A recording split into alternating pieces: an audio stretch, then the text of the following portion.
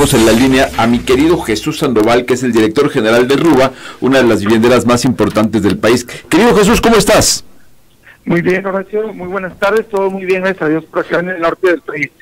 Oye, pues paseando un pase de lista precisamente con lo que está pasando en el país, porque pues obviamente se vinieron las elecciones, ya tenemos presidente virtualmente electo y tenemos sobre todo un inicio de semestre, de que en este inicio de semestre tenemos que ver que las actividades productivas sigan la marcha, ¿no? Entonces, asumiendo que estamos enfrentando la construcción de nuevas realidades, ¿cómo percibes este inicio, este fin del primer semestre del año y este inicio del segundo semestre en lo que tiene que ver con el sector vivienda, mi querido Jesús? Mira, el sector de vivienda, lo hemos venido platicando, Horacio, pues tiene un dinamismo mayor que el de la economía que hay en el país. El sector de la vivienda pues tiene ya muchos años viviendo pues muy buenos momentos. Yo creo que el hecho de que las tasas de interés, a pesar de que se han incrementando, para el caso de las hipotecas se han mantenido competitivas, los bancos están echados para adelante, siguen dando créditos, el Infonavit incrementó sus montos de crédito, el gobierno federal, que en la actual gestión le dio una gran prioridad al sector de la vivienda como un detonador de la economía. Entonces, pues hay que decirlo, ha sido un sexenio muy bueno para la vivienda. Las empresas que estamos en ese sector pues hemos tenido un crecimiento constante en estos últimos 6 años y vemos con pues, muy buenos ojos, con muy buenas perspectivas este 2018. Incluso nosotros, quiero comentarlo, lo hemos comentado también, que nosotros el año pasado, con toda la volatilidad y lo que estaba pasando con los primeros 100 días de Trump, después de que había ganado la elección, fuimos muy conservadores en el primer semestre, bajamos un poco la inversión, pero ya después vimos que la economía continuaba perfectamente bien en México, el empleo seguía creciendo, aceleramos el paso en el año pasado, tuvimos un año muy bueno en el 2017, más o menos equivalente a lo que habíamos hecho en el 2016, estamos hablando de vender pues más de 10,000 unidades de un precio, donde el precio promedio nos ha crecido un 30%, o sea, hemos tenido muy buenos años, y ahorita el primer semestre, como la base es muy baja, sí, pues vamos a tener un crecimiento muy alto de 2 dígitos. Pero en el año, y esto es lo que estamos viendo, nosotros pensamos crecer arriba del 20%. Eso también no lo hicimos en el 2017. En el 2018 para RUBA va a ser uno de los mejores años de los últimos 5 años.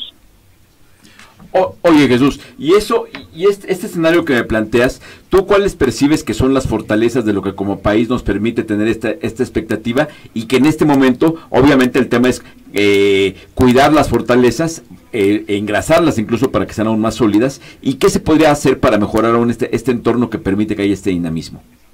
Pues el principal, que es la estabilidad económica que tiene el país, pero el principal es un indicador que es el crecimiento en el empleo. O sea, tenemos un crecimiento en el empleo constante. Yo creo que este sexenio también es otro de los grandes logros que se han tenido, es que el empleo formal ha crecido de una manera muy importante, también sin precedentes con respecto a los últimos sexenios.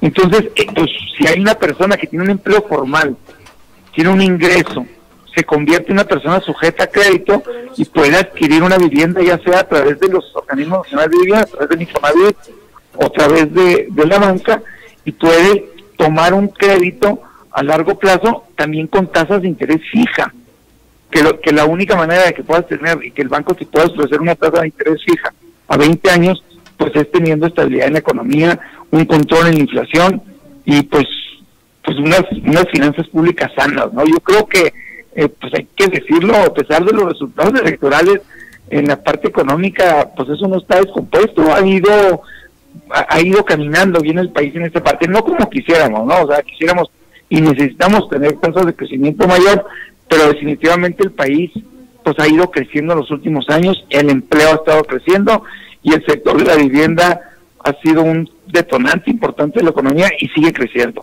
Va a ser un año muy bueno para la vivienda y pues RUBA ahí se va a colocar como uno de los líderes de las empresas de ese tamaño, pues porque nosotros estamos entre las 4 empresas más grandes del país, debemos de estar, yo creo, creciendo a doble dígito, ¿no? De los que más vamos a crecer de 10 principales empresas de México.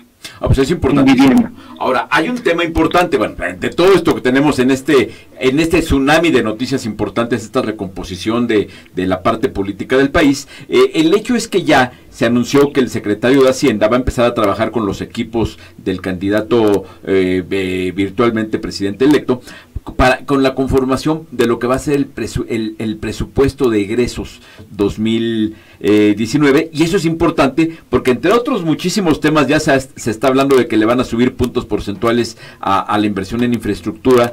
También uno de los temas que en algún momento habrá que revisar es el tema del subsidio. ¿Tú qué percibes que debiera ser lo que desde la óptica del gobierno que llega debieran entender del papel de subsidio? ¿Hay que mantenerlo, hay que quitarlo, hay que elevarlo? ¿Qué debiera pasar con el subsidio?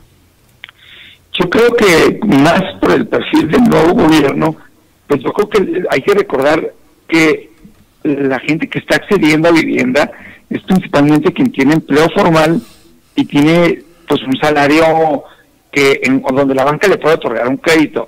Hay mucha gente que su capacidad de endeudamiento y de crédito por su bajo ingreso, pues no le hace posible conseguir una vivienda de las mínimas, de menor metraje, ¿no?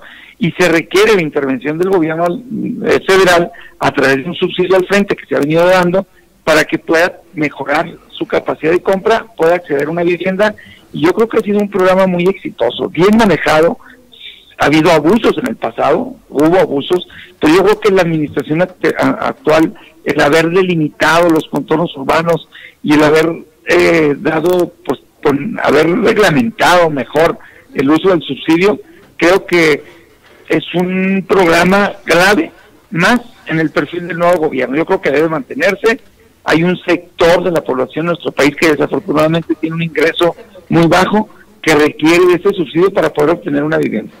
Ahora, así como hay, el reto habitacional tiene que ver con atender la demanda de todos los segmentos de población, por supuesto privilegiando a los más desfavorecidos, eso es el principio de la equidad, apuntalar más a los que más necesitan ese apuntalamiento, pero ¿qué habría que hacer para lograr verdaderamente que esta atención a la población en materia de vivienda sea integral? Se ha hablado, por ejemplo, una de las propuestas de uno de los candidatos que contendieron por la presidencia, era crear un instituto de vivienda para no afiliados. ¿Tú qué crees que pudiera hacerse para incrementar el espectro de atención a la a la demanda de vivienda? Fíjate que yo soy escéptico a esas cuestiones. Yo creo que en la medida que el país genere las condiciones necesarias para que la inversión privada y pública y extranjera siga creciendo en el país y se sigan generando empleos formales cada vez mejor pagados, es la única manera en que podemos mejorar. Yo creo que ya ha habido otros intentos de atender a la gente que no tiene empleo, pero estamos hablando, una vivienda se tarda en pagar 15, 20, 30 años. Entonces lo que necesitamos es darle empleo y un ingreso fijo a esas gentes, y la única manera de hacerlo es generando empleos formales, aumentando las condiciones necesarias para que la inversión privada, pública y extranjera, privada nacional y privada extranjera y pública siga creciendo, para que la gente tenga un empleo en el largo plazo y pueda poder tomar un crédito en el largo plazo. Y no le veo otra como una solución de fondo. Sí, por supuesto, el tema eterno, ¿no? De que es más sensato combatir la pobreza generando riqueza que con actitudes paternalistas. En este caso yo creo que el tema pasa por fortalecer a la economía, la parte privada, porque en la medida que tengamos una economía más poderosa, se está hablando que para el 2050 México debe ser la sexta economía del mundo. Bueno, pues si somos la sexta economía del mundo, eso quiere decir que nuestras empresas tendrán capacidad de pagar mejores empleos con mayores prestaciones, y querrá decir que los trabajadores tendrán mejores capacidades de compra, y esas mejores capacidades de compra, más que el asistencialismo, es lo que verdaderamente les va a permitir llegar a ser esas clases medias que en verdad todos queremos que tengamos en el país, ¿no, mi querido Jesús? Oye, y un tema de moda también, hay que decirlo, porque es de moda, porque es una de las principales banderas del nuevo presidente. Hay una corrupción terrible en muchos municipios del país, donde se encarece la vivienda también, y hay una serie de trámites que son muy tardados, y esto es un negocio financiero. En la medida en que los trámites sean más ágiles, en la medida que la corrupción te va desterrando a los municipios y de los estados donde se hacen este tipo de prácticas, pues también el acceso a la vivienda va a ser finalmente el que paga este tipo de sobrecostos de la vivienda por los largos tiempos de la tramitología y en ocasiones por la corrupción, pues es el comprador. Entonces, bueno, yo espero también que entre las cosas que se vean positivas es que realmente México entre en una dinámica diferente en el que pues, la corrupción se vaya desterrando del sector público y del sector privado, porque pues se requieren dos, para bailar tango se requieren dos, ¿no? Yo creo que ahí es un problema de que primero que el sector público ponga el ejemplo para que no propicie este tipo de prácticas que desafortunadamente pues sabemos todos y por eso se dio la votación como se dio, pues es una práctica en muchos estados y municipios. No, y en este caso es más lamentable porque tristemente esa corrupción, imagínate, estamos peleando por un subsidio, qué triste es que ese subsidio, que esos recursos que haya para mejorar las capacidades de compra de los más pobres, ese subsidio se acaba destinando para pagar corrupción o permisos o el tiempo que se tardan los permisos por costos financieros. Esa ineficiencia y corrupción es un lastre que debemos terminar y no nada más en materia de vivienda. Como bien dices, esa es en gran medida lo que hartó a la ciudadanía y lo que ese hartazgo lo vimos reflejado en las urnas y la gente, la cantidad de gente que votó y el sentido de la votación fue la forma de gritar que está hasta el gorro de la corrupción, ¿no, mi querido Jesús?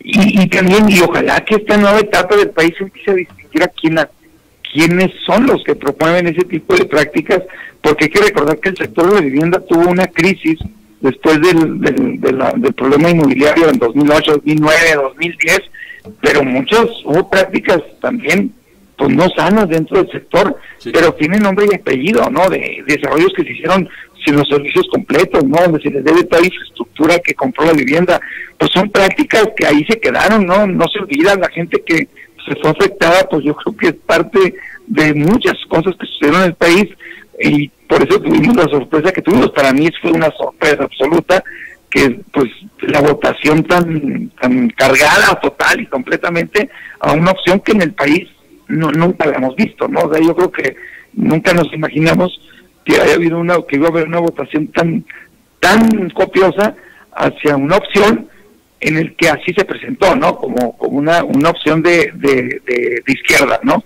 En el país. Entonces, pues yo creo que ya parte de lo que provocó eso, pues es un hartazgo, ¿no? De no estar combatiendo esta parte principal que es la corrupción. Yo creo que mucha gente, es lo que está comprando, al nuevo presidente.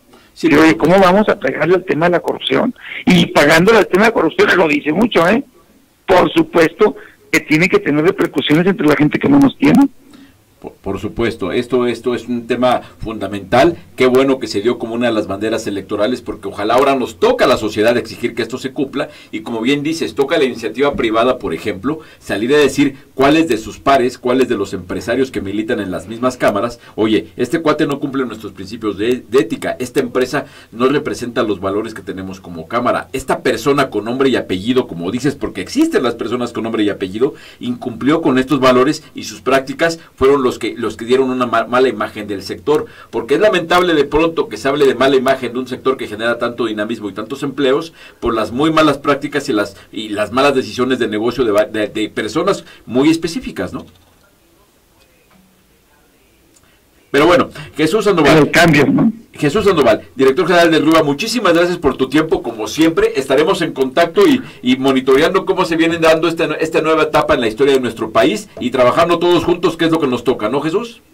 Horacio, y sí, terminar diciendo que yo, un servidor, al escuchar el discurso del presidente, del que será virtualmente nuestro próximo presidente, digo, muy contento de escuchar cuando habló en la conferencia de prensa y en la noche dice, se respetará la Constitución, se respetará la autonomía del Banco de México, se respetará la libertad de empresa. Oye, pues yo creo que estamos hablando de un país que va a tomar las ventajas de una mayor distribución de la riqueza, de un combate frontal a la corrupción y de las condiciones necesarias para que todos los mexicanos de todos los niveles podamos desarrollar nuestro mayor potencial de una forma, pues a través de la libre iniciativa. Entonces, pues bueno, yo sí estoy viendo con optimismo, vamos a seguir invirtiendo en México, vamos a seguir trabajando, tenemos 38 años en el sector y queremos estar en los próximos 38 o 40 años y queremos que pues a trabajar juntos para que México pues tomar lo mejor de lo que se está ofreciendo en este nuevo programa de gobierno, que a mí se me hace que es la parte del combate frontal a la corrupción y una mayor distribución de la riqueza en nuestro país. Muy bien, muchas gracias, Jesús, un abrazo.